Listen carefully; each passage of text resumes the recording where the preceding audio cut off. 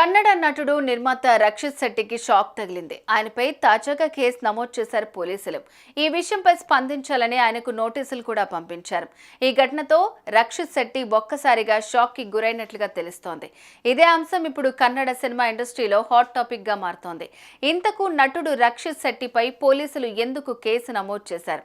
అసలేం జరిగిందంటే, భవిష్యత్ అవసరాలకు వర్తమానపు అవకాశమే ఈశాన్యలో మీరు పెట్టే పెట్టుబడి. ఈశాన్య వెంచర్స్ లో ఇప్పుడే ప్లాట్ బుక్ చేసుకోండి. మీ దగ్గరలోని ఈశాన్యాస్ ప్రాపర్టీ అడ్వైజర్ ను సంప్రదించండి.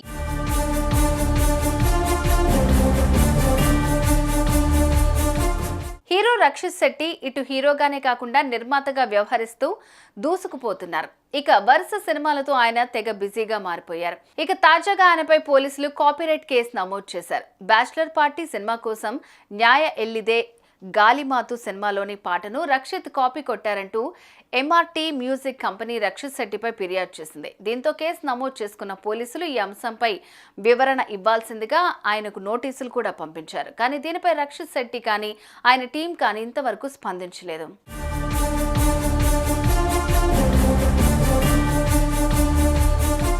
ఇకపోతే బ్యాచిలర్ పార్టీ మూవీకి అభిజిత్ మహేష్ దర్శకత్వం వహించగా యోగేష్, అచ్యుత్ కుమార్, దింగత్ ప్రధాన పాత్రల్లో నటించారు. పరంవాస్ స్టూడియోస్ పతాకంపై రక్షిత్ శెట్టి చిత్రాన్ని నిర్మించారు. ఈ ఏడాది జనవరి 26న విడుదలైన ఈ మూవీకి మిశ్రమ స్పందన వచ్చింది. ఈ చిత్రం ప్రస్తుతం అమెజాన్ ప్రైమ్ లో అందుబాటులో ఉంది.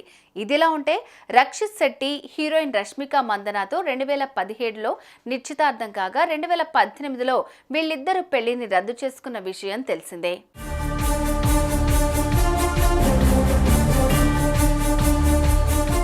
చూసారుగా, రక్షిత్ శెట్టిపై నమోదైన ఈ కేసుపై ఆయన గాని అతడి టీం గాని స్పందిస్తుందేమో చూడాలి మరి. సుమన్ టీవీలో మీ పర్సనల్ అండ్ బిజినెస్ ప్రమోషన్స్ కోసం కింది నెంబర్కి కాంటాక్ట్ చేయండి.